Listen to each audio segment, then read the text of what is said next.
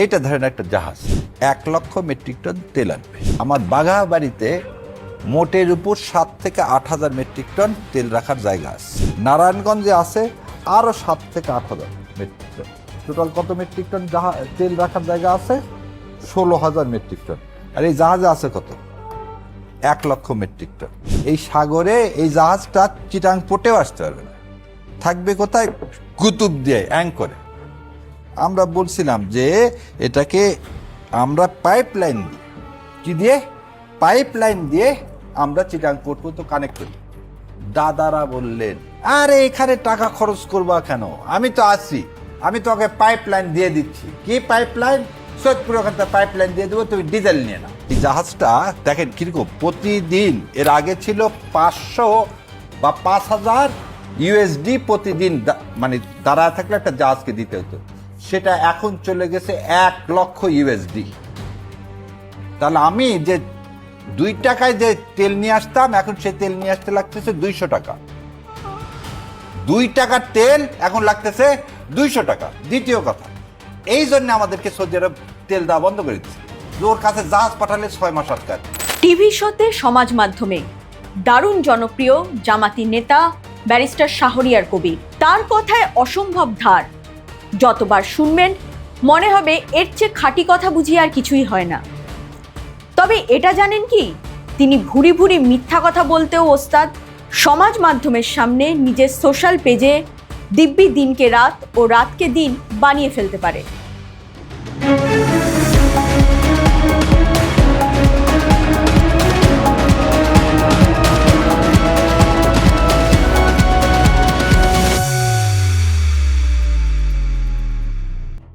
দেশে জ্বালানি সঞ্চয়ে পর্যাপ্ত ডিপো নেই। কারি কারি টাকা খরচ করে জাহাজে রাখতে হচ্ছে জ্বালানি তেল। জাহাজ থেকে তেল খালাস করা আরেক ঝঞ্ঝাট। বক্তার দাবি অনুযায়ী কুতুবদিয়া থেকে চট্টগ্রাম পর্যন্ত একটি পাইপলাইন বসালে সব সমস্যার সমাধান চুটকিতে হয়ে যেত, কিন্তু তা হয়নি। তাই প্রতিদিন জলের মতো টাকা খরচ হচ্ছে। এখন প্রশ্ন, ব্যারিস্টার শাহরিয়ার কবির কি সঠিক তথ্য দিচ্ছেন, কিংবা তার দাবির সত্যতা কতটা?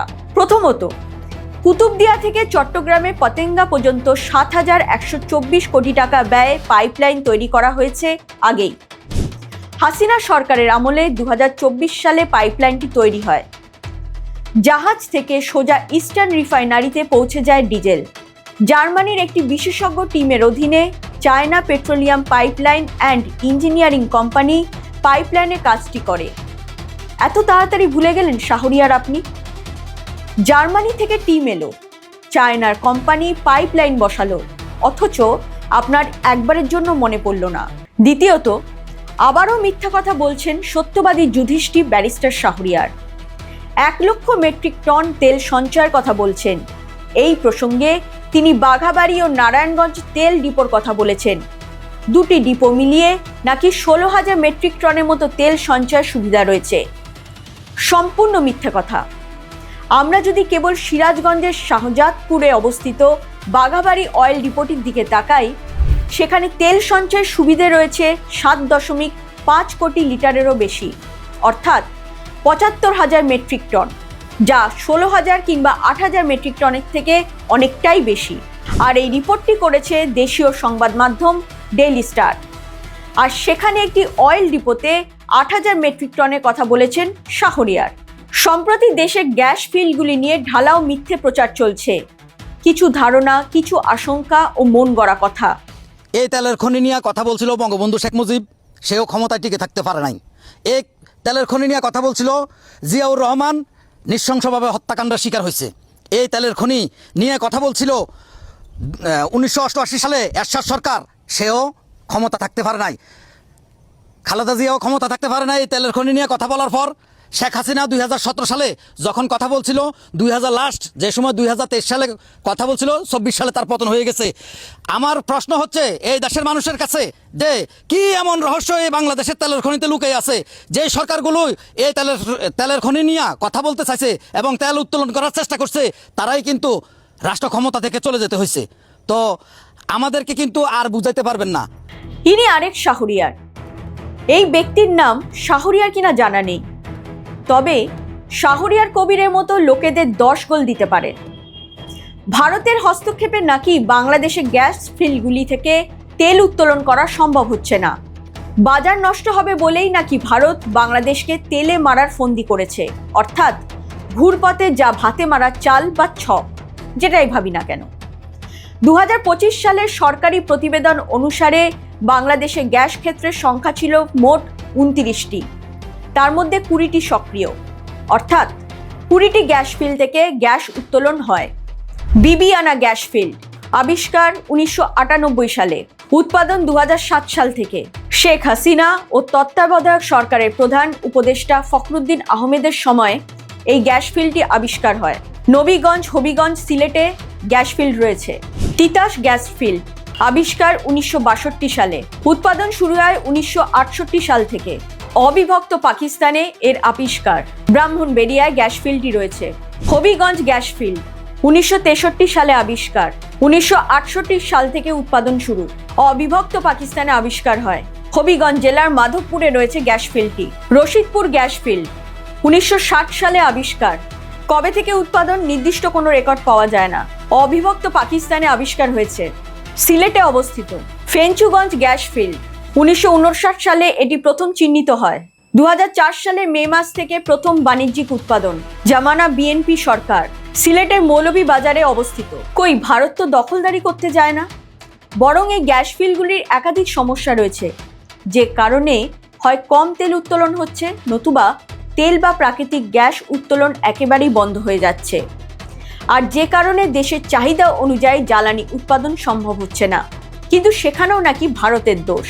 2022-2023 অর্থ বছরের একটি হিসেব বলছে দেশের 8টি গ্যাস ক্ষেত্র থেকে যে পরিমাণে তেল উত্তোলন হয়েছে তা 2.5%-এরও কম।